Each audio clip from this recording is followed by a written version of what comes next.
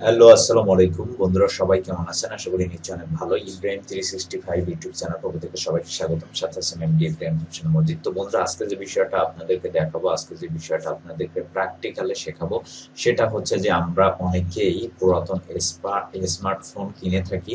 তো সেক্ষেত্রে আমরা পুরাতন স্মার্টফোন কেনার আগে সেই ফোনের সবকিছু ডিটেলস হচ্ছে আমরা কিভাবে চেক করে নিব, সেটা আজকে আপনাদেরকে প্র্যাকটিক্যালে দেখাবো। তো বন্ধুরা, ভিডিওটা অনেক অ্যামাজিং একটা ভিডিও, আপনারা স্কিপ না করে সম্পূর্ণ ভিডিওটি দেখবেন।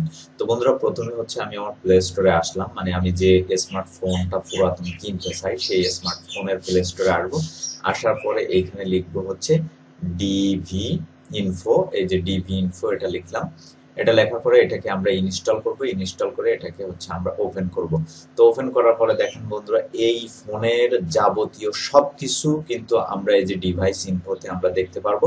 এখানে যদি ডিভাইসে যাই তাহলে দেখেন এখানে ডিভাইস দেখতে পারবো, সিস্টেম দেখতে পারবো, তারপর হচ্ছে সিপিইউ দেখতে পারবো, ব্যাটারির হেলথ দেখতে পারবো। এই যে দেখেন ব্যাটারির হেলথ হচ্ছে 100% গুড, ঠিক আছে।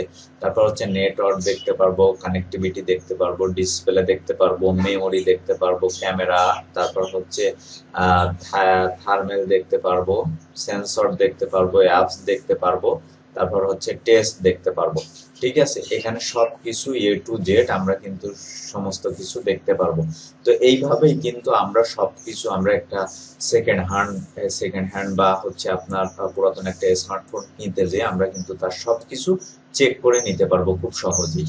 তো বন্ধুরা, এই ছিল আমাদের আজকের টুইটার। আমাদের ভিডিওটি যদি ভালো লেগে থাকে অবশ্যই লাইক কমেন্ট শেয়ার করবেন, পাশে থাকা বেল আইকনটি অবশ্যই ক্লিক করে রাখবেন।